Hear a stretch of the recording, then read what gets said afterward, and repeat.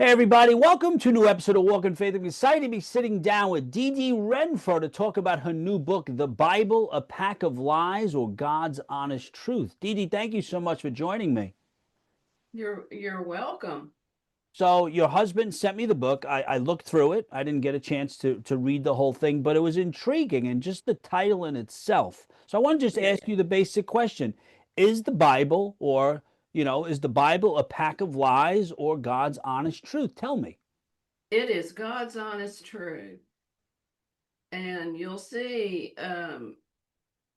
figuring, you'll see as you progress through the book how reliable it really is, how it came to be. A lot of times oral history is looked down on as being easily forgotten or something that goes through those phases of what oral history really is for people in tribes. And then it goes to the written history, how profound the Torah was for the children of Israel, and then how they added to it. There were many things they could put in it, but they only put in the things that they felt like was their interaction with God. They were all eyewitness accounts. The Jewish zeitgeist, if you will, was not to just write fiction. They wanted to tell the true history. Um, in other words, the book of Esther, uh, you can tell that was a first-hand eyewitness account. So then you can go through the Psalms. People say, oh, David didn't write the Psalms. Well, we know that. Hmm. He wrote some of them. Walk through the history of how the scripture was written and preserved, and that really seals the deal in many ways. No, that's it. So why did you feel called to write the book? And I know it took you a while, right, to put this together? Yeah, 10 years. Wow. Because it was just an interest at first. In the introduction, you can see it was just for my own information. I started reading books on the history of scripture. Um, and then I became really fascinated. And I had, um, I realized that I loved the Bible, but I had no real grasp of knowing where it came from. Mm.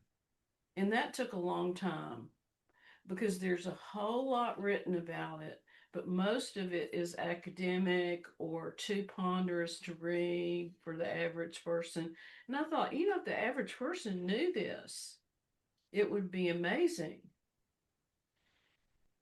And so I researched it. I did not want to look like an idiot. Well, I don't think anyone would think that. I mean, you mentioned you have three advanced degrees, so I don't think anyone would think or think that you're an idiot at all. Because as I was reading it, like you're right, and I didn't finish it, so I don't want to take, as if I did. But as I was reading it, it was easy to follow, and then you backed it up with a lot of research, so it made it. And then you have sort of some pictures and stuff like that to actually go along with it. But it was easy to read, and it's not even that. I mean, it was only 100 and something pages, which. But like you said, it was for the average person because there are books out there that theology books and stuff like that. But there Yeah. aren't a lot of average books for the average person that has questions and you break it down. What did you learn while you were doing the research? Oh, I learned so much. I had to review all the history from 1450 BC up till today. That's a lot of history. And I had to not just know it intellectually, I had to feel what was going on, say, in the Reformation or the Middle Ages. I had to have a feel for what people were going through, what the age was like. That's a lot. So that's why it took 10 Wow. Were you able to go back at all, like, and retrace any of those steps? Like for instance, when I was in Israel and we went to the Mount of Olives and stuff like that, were you able to go back and feel it and live it? Yeah, I didn't live it, but I felt it. I felt what it must have been like. We don't even know as Americans what it was like to have the Torah as your document. They didn't just have it like we have the Constitution. They lived it. In other words, when it said to do something, they actually did it. They became it. They they became it. That's all there is to say. We don't really know what that's like Mm. today. That's interesting. So now what were I mean, based on just your title alone, what are the sort of the top three misconceptions that people have about the Bible or about faith in general?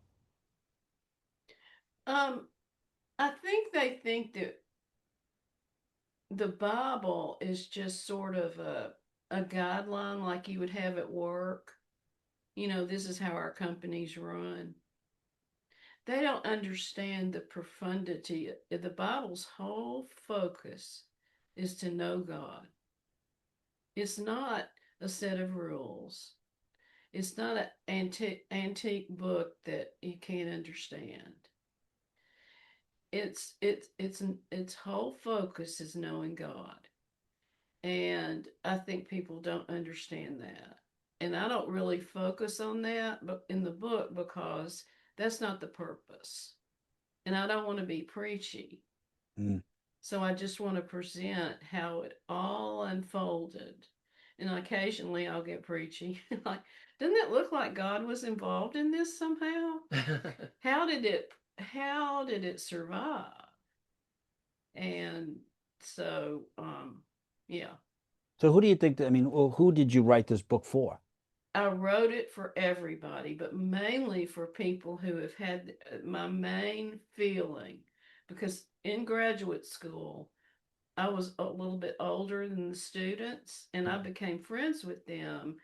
And I saw how their faith had been wrecked by the critical theories and the other things going on that we look like fools who believed in the Bible, and I didn't care.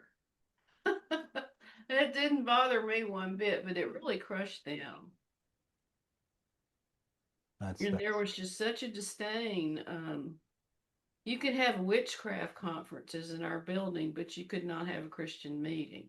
I mean, it was serious. and yeah, and to your point about just the point about the witchcraft, you see that is excelling. And that is interesting too. Like I went back to school and at first it was a little uncomfortable, right? Uh, Especially being the older guy in class. yeah, yeah.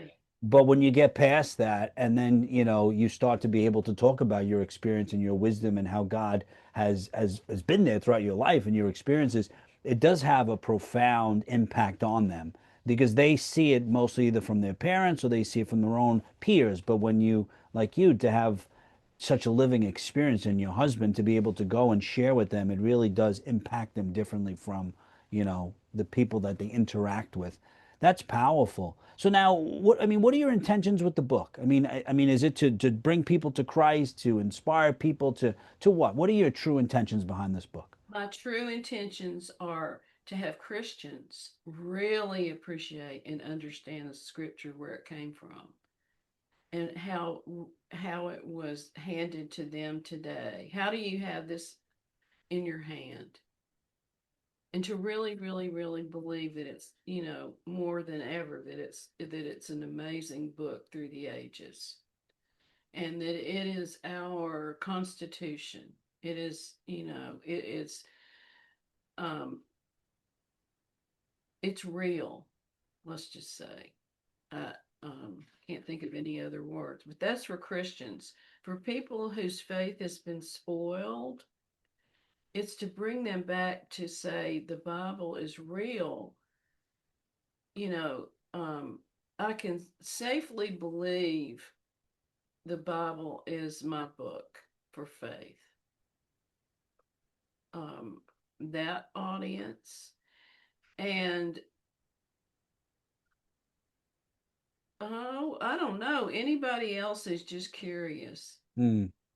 but mainly people who've been hurt by the what we call the documentary hypothesis, and also for Christians. Hmm. Now, where is this book available? Where can people find out more about it? Amazon. Oh, okay. That's the easiest place. Amazon. Yeah, Amazon, Amazon, Amazon. And It's the name there. of the book is The Bible, A Pack of Lies or God's Honest Truth, and it's under D. Renfroe. That's right. And It's it's also on Paradigm. I mean, we have them to mail out. ParadigmLighthouse.com. okay, and I'll share that in the chat. Well, Dee, I really appreciate you sending me the book and spending some time with me. Like I said, you really, I mean, just the way you present the book and the way it's explained, it makes it a lot easier for the average person or the person that's seeking or the person looking for, just to build their relationship with Christ. It makes it a lot easier for them. So I appreciate you spending all this time really putting together such a magnificent book. Thank you so much. It was a pleasure. All those 10 years was a treasure hunt. Ah, well, thank you so much. And tell your husband I will probably see him in a couple of weeks at NRB. And I thank you again. All right. Thank you. Guys, I hope you enjoyed today's episode of Walk in Faith. Always remember you have the ability to inspire and evangelize your words and actions. God bless you.